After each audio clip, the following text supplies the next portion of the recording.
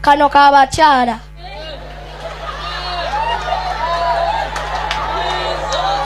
Mubeere beesigwa eri basajja bammwe, ate n'abasajja mubeere beesigwa eri abakyala bammwe. Naffe nga bapasita tulina okubeera honesty, abantu bwe tubuulira enjiri mu kifo ky'okubuulira obulimbi. Ensonga lwaki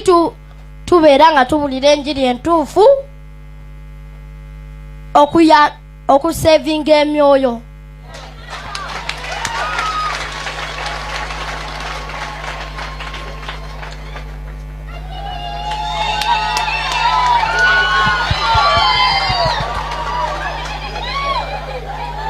Yoyo advice gye nnina ne buli omu ali wano. Mukama nsaba abawe ekigifti ey'okubeera honesty n'ebirala bingi nnyo. Amen.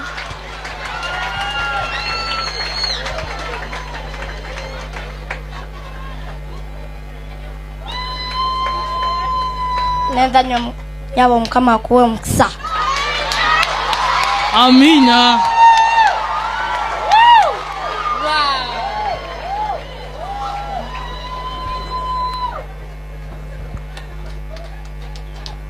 Bonna Mukama bawe omukisa ababadde bawulira.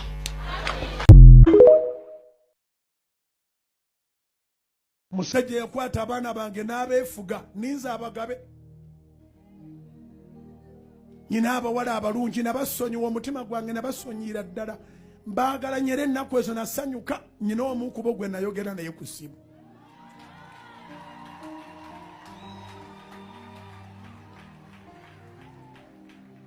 Nyina abawala abalungi bonna mbaagala, bonna mbaagaliza. Amasasi ne bwe gandibadde ganzise, oyo wambwa talina authority kugaba mwana wange.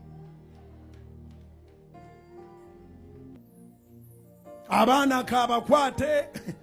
kabeere nabo, kabeere n'omukazi kakola talina authority. Ekika kyaffe si kitono, ate tetusobola kuggwawo weetuli. Abaana bwe bali b'emizimu gye babambaza gibavuddeko, balijja n'embaga zaabwe zibalinze.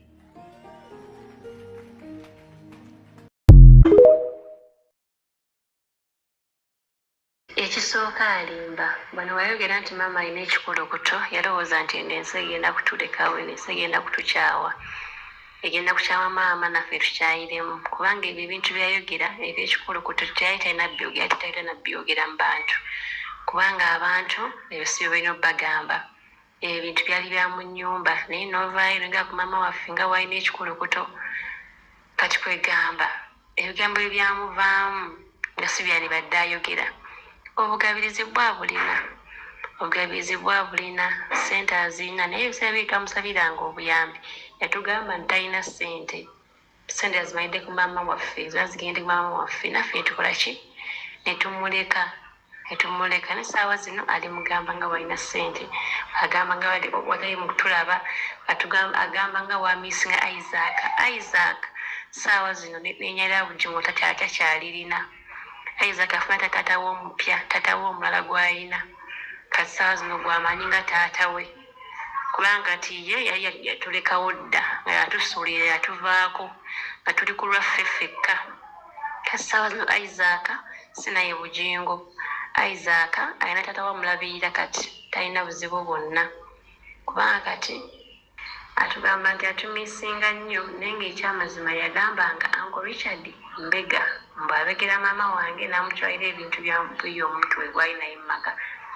nga ye alowooza nti nno Uncle Richard Mbega maama waffe gwakolagana naye, so era maama yamugambako aveeyo eyo amuwa omulimu eno omulala, naye n'asigalayo. Kati ebyagwawo bye byagwawo, tasube gajja gakubamu Uncle Richard alyokuba ye.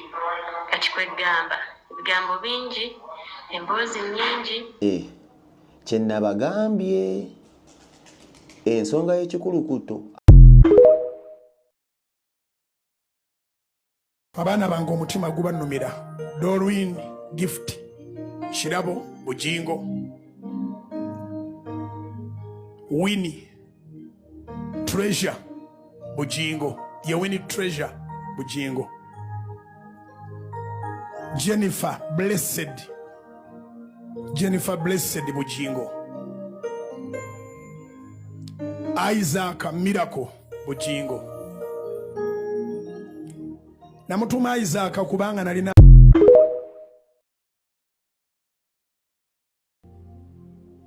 china kuwaza okulya Christmas noli eyokubiri noli eyokusatu noli eyokuna noli eyokutaano noli eyomukaaga ng'omwana wo tomulabyeko tomanyi ekitegeeza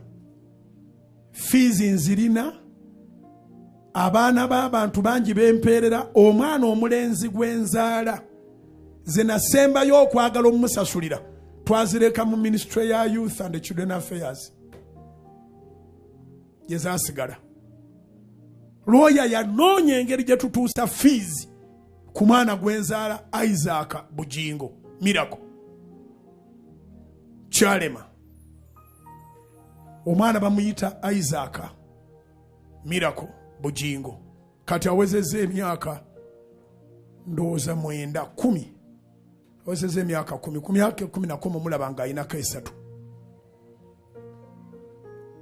abeera mu Uganda nange mbeera mu Uganda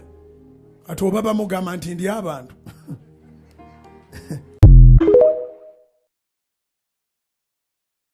nze Bujingo kankubuulira amazima ga Katonda mu ggulu kubanga eryo erinnya tibaliririra bwereere sina buzibu mu kukyawa okusinga lonondeetera okwekyawa tambula makubo go ntambule gange nava mu lubuto lwa mmange bwogo situli balongo era ndiyingira mu ntaana bwogo kati gwensanze mu kkubo tosobola kulemesa bulamu bwange njagala abo abanjagala nange ninga Katonda natwala empisa za Katonda wange engero 8:17 njagala abo abakola ki n'abo abanyiikira okunjagala bakola. Pastor Robert Kayanja namulabanga ali ne Teddy ku Miracle Center n'olwaleero ne Jessica Kayanja bakyakukuta ne Teddy n'abaana bange babatandikira ne church babawadde ne balooya naye Kayanja tankubiranga simu tampandikiranga bbaluwa tantumiranga muntu yenna n'abawunsinga naye yakwata omubwati aga nti bateeka okutabagana twagenza ogenda mu kooti wiiki ewedde kati nga yaleese ba sezaalabe kubanga balooya sempe wande Kampala something like that kati beba gubadde munaatera okubba tankubiranga simu njagala okitegeera ekyo bw'aba alina evidence agiraga tampandikiranga bbaluwa tantumiranga muntu yenna siri wala nnyo ndi kumpi njogerwako ng'eyalemererwa okulabirira naye ng'ate nnyina bendabirira besaazaala mazima ekikompe kungulu kinyirira naye munda wafu ekyo bw'abanga akiwakanya Robert Kayanja asobola okivayo njogedde bino ng'amanyi nti guno gusobola okufuuka omusango alaga ebbaluwa gye yampandiikira emyaka 2 gye tumaze ng'ali wakati nga bw'amatiza ensi erowooza nti atabaganya amaka ga Bujingo yafunako omuntu omu simanyi nadde lwe baakwatagana twali situbeerangako family friends ne Robert Kayanja.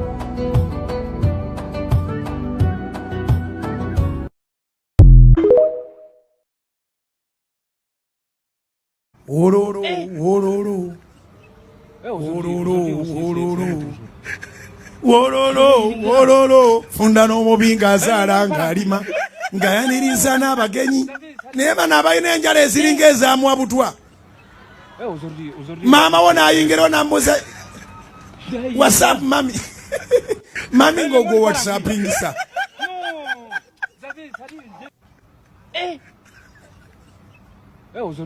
okiwulidde so weebale kutukula weebale enjala weebale byonna naye enjogera abamu relationship zammwe zibreakinga buli lunaku naye nga buli akulaba bakuyiwako amata ne baganywa naye nga oyogera bubi olina omugamba nsaba yoko okusendeza envi nagamba njazuku olw'eggulu naga zirekere eddala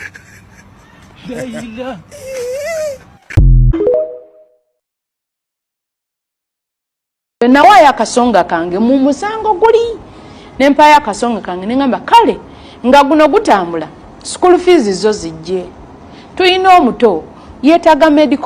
medication yeetaaga school fees yeetaaga okulabirira yeetaaga ki era byavaayo omulamuzi yavaayo n'agamba nti bali abaana nti engeri gye bali bakulu nti bawezezza kubanga omuwala omu yali 19 yali akatandika ku university omulala nga yali ku second year